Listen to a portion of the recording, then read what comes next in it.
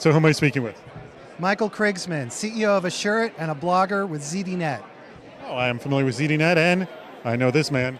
Michael Fauscette, analyst and executive at IDC. I run the software business solutions team.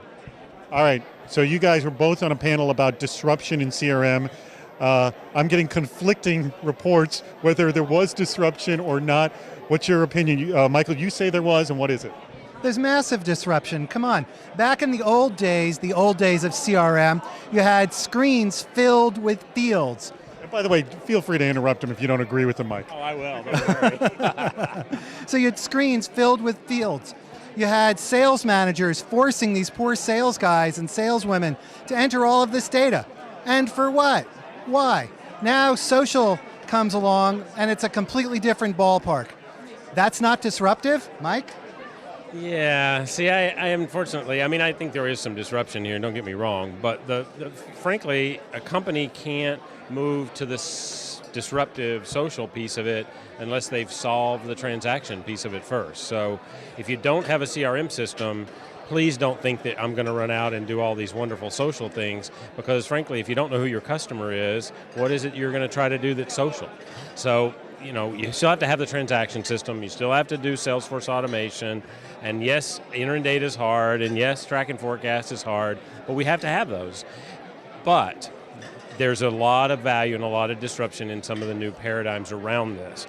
Web 2.0 taught us other things. For example, the user interface and user experience could be much better in a transaction-based CRM system than it is, and we're starting to see that happen as well. So let's take the base system, which I have to have, make it better, and then let's talk about how I engage the customer more effectively, how I use community, how I have a conversation with a customer, how I deal with them on all the social networks that they want to interact with me on in support or in sales, in marketing, that sort of thing.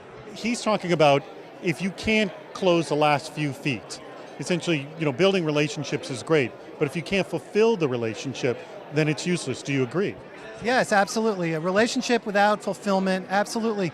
Without having the infrastructure in place to take the data that you are collecting from those social networks and to engage those social networks with interaction and to do something. So you're going out, you're listening, you're engaging, you're participating with those social customers.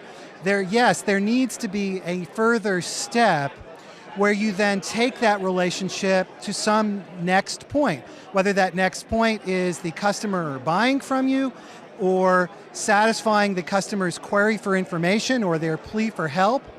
Whatever it is, sure, there needs to be an engagement process that has a culminating direction or a direction of resolution.